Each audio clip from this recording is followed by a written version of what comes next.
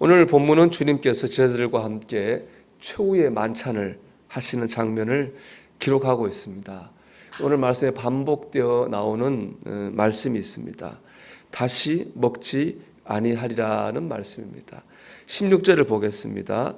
내가 너희에게 이르노니 이 유월절이 하나님의 나라에서 이르기까지 다시 먹지 아니하리라 하시고, 18절 제가 읽어드리겠습니다.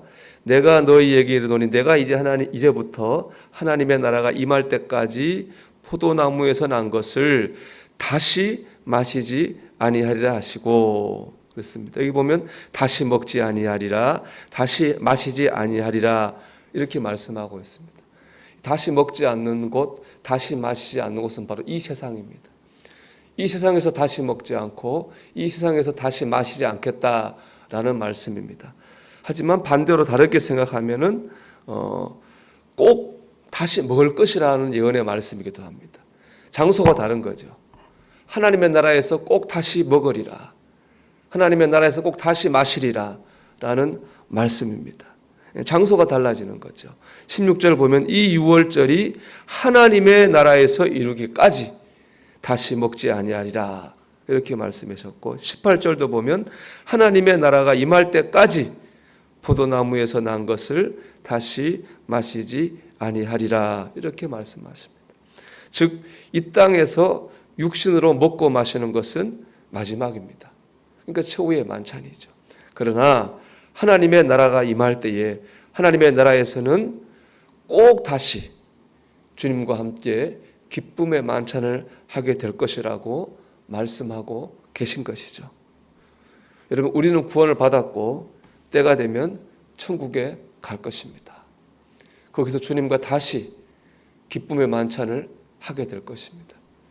우리보다 먼저 간 이들, 사랑하는 이들을 또 만날 것이고, 또 우리가 먼저 갔다면은 세상에 두고 왔던 사랑하는 이들을 또 거기서 또 만날 것입니다. 다 함께 거기서 주님과 함께 기쁨으로 먹고 마시게 될 것입니다. 이것이 우리의 소망입니다. 이것이 우리가 주님을 믿는 이유이기도 하죠. 그런데 이 소망이 현실이 되기 위해서 주님이 하신 일이 있고 또 내가 해야 될 일이 있습니다. 먼저 주님이 하신 일은 십자가를 지고 고난받고 피 흘려 죽으신 것입니다. 오늘 19절의 말씀입니다. 또 떡을 가져 감사 기도하시고 떼어 그들에게 주시며 이르시되 이것은 너희를 위하여 주는 내 몸이라.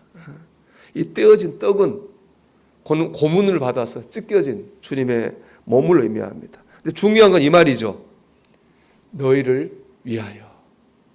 주님은 우리를 위해서 몸이 찢기셨습니다. 20절도 봅니다. 저녁 먹은 후에 잔도 그와 같이 하여 이르시되 이 잔은 내 피로 세우는 새 언약이니 곧 너희를 위하여 붓는 것이라. 주님께서는 포도주를 잔에 따라 제자들에게 주셨습니다. 그 포도주가 의미하는 것은 주님이 십자가에서 흘리신 피이죠. 여기서 역시 중요한 말씀 이것입니다. 너희를 위하여 붓는 것이라. 주님께서는 우리를 위해 피 흘리셨습니다. 주님, 우리가 천국에서 기쁨의 만찬을 꼭 다시 하게 하기 위해서 우리를 위해서 몸이 찢기시고 우리를 위해서 피 흘리시고 고난받고 죽으셨습니다. 마지막 식사를 통해서 이걸 설명하신 거예요. 그런가 하면 동시에 제자들이 해야 될 일이 있다고 말씀하십니다. 그건 바로 우리가 해야 될 일이기도 합니다. 그건 뭡니까? 그건 기억하는 겁니다. 기억하는 겁니다. 오늘 말씀 20절 19절에 보면 나오지 않습니까? 너희가 이를 행하여 나를 기념하라. 그렇죠? 우리가 해야 될 일은 주님이 나를 위해 고난받았고 죽으셨다고 하는 것을 기억하는 거예요. 주님의 은혜와 사랑을 기억하는 겁니다. 우리는 천국 갈 때까지 꼭 이 일을 해야 됩니다. 기억해야 됩니다. 주님 은혜와 사랑을 기억한다고 하는 그저 머리로 기억한다 그런 의미가 아니죠. 영국에서 뉴질랜드의 선교사님을 파송했습니다. 뉴질랜드는 그 식인종이 있는 사람을 먹는 습관이 야만족들이 있는 곳이죠. 선교사님이 열심히 해서 이제 시간이 지난 후에 몇 년의 시간이 지난 후에 그 야만적인 사람들을 개종을 시켰습니다. 그들을 위해서 이제 성찬을 베푸게 됐는데 한 청년이 순서대로 성찬 받으러 나왔다가 성찬 받으려고 하는 그 순간에 갑자기 예배당을 뛰쳐나가는 거예요. 그래서 좀 한참 있다가 들어와서 다시 성찬을 받았어요. 성찬이 끝난 다음에 선교사님이 물었어요. 왜 그렇게 중간에 나갔다 들어왔느냐 물으니까 하는 말이 성찬을 받으려고 보니까 거기 자기 아버지를 죽이고 자기 아버지를 먹어버린 다른 마을 추장이 있더라는 거예요. 자기가 맹세를 했거든요. 근데 저기서 그 사람을 꼭 죽이리라. 그 순간 그 사람을 죽이고 싶은 충동이 너무 강해가 견딜 수 없었다는 거예요. 그래서 예배당을 뛰쳐나갔다가 기도했답니다. 주님께서 기도하는 중에 주님 용서의 말씀을 보여주시다는 거죠. 주님 십자가에서 자기를 십자가에 못 박은 이들을 향해 주님 말 기도하시잖아요. 저들을 알지 못하고 하는 거니까 저들의 죄를 용서하여 주옵소서. 그 말씀이 기도하는 곳에 생각나서 그 미움을 이제 씻어내고 다시 성찬을 받으러 왔다는 것입니다. 여러분, 주님의 은혜와 사랑을 기억한다고 하는 것은 우리의 상황 속에서 주님의 말씀을 따라 살려고 몸부림을 치는 겁니다. 그것이 바로 주님의 은혜와 사랑을 기억하는 것입니다.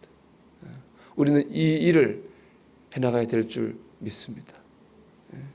프랜시스 헤버갈이라고 하는 분이 십자가에 달리신 예수님이 그려진 그림을 보았습니다. 그 그림의 이름은 에케이 호모라고 하는 것인데 라틴어인데 그 뜻은 이 사람을 보라. 이 사람을 보라라고 하는 이제 십자가 달리신 예수님 그림인데요. 그 그림 밑에 이런 글귀가 적혀 있었습니다. 나 너를 위해 이 일을 했건만 너 날 위해 무엇을 했느냐. 충격을 받았습니다. 그 시를 탁 썼어요. 그리고 이제 저녁에 집에 와서 이제 벽난로 앞에서 보는데 너무 좀 문장이 형편없다고 느껴졌답니다. 그걸 벽난로에 던지려고 던졌는데 갑자기 굴뚝에서 바람이 확 불어서 그 불에 들어갔던 종이가 튀어나왔대요.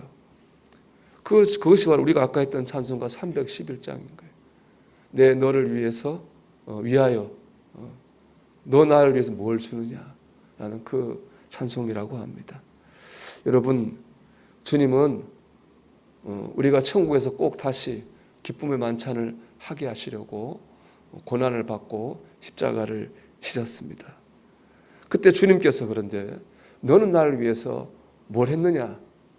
라고 물으실 때에 우리는 무슨 대답을 할 수 있을까요? 우리는 오늘 이 일을 감당해야 될 줄 믿습니다. 어떤 사랑, 어떤 용서, 어떤 섬김, 어떤 인내, 어떤 희생, 우리가 이 일을 주님의 십자가를 붙들고 해야 될 줄로 믿습니다. 이 사람을 보라. 우리가 십자가에 달린 주님을 바라볼 때 주님께서 우리가 그렇게 우리 힘으로 못하죠. 우리가 그렇게 살 수 있는 힘을 주실 줄 믿습니다. 오늘 삶의 순간순간마다 그 주님 십자가의 주님을 바라보면서 주님의 은혜를 기억하며 살아가는 저와 여러분이 되시기를 주의 이름으로 축원합니다.